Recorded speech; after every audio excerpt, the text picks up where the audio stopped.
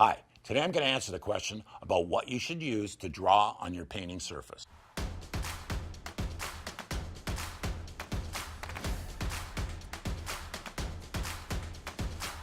Hello everyone, my name is Mike Svob and welcome to my channel.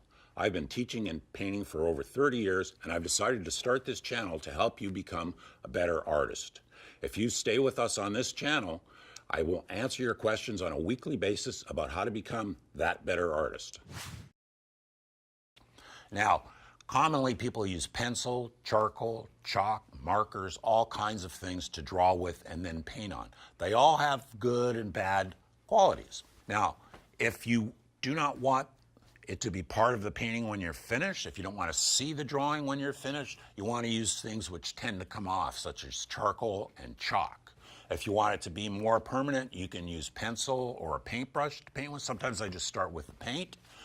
If you want to see it come through, and this is what you probably do not want to do, you don't want to use markers because markers are very, very thin pigments or dyes or inks or whatever you want to call them, and they will come right through your paint. In fact, if you write on the back of a canvas with a marker, it'll come through the whole thing and out the front of your painting eventually.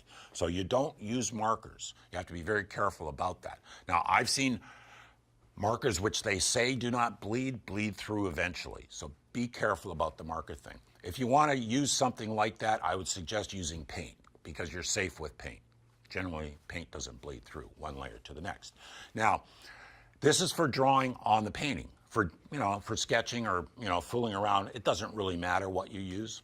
If I'm partway into a painting and I want to stop and do some more drawing on top, I will use chalk, because then I can just take a colored chalk, I can draw on it, and I can paint right through it. The chalk's not there when you're done, but it allows you to make marks on a painting without having it part of the permanent painting.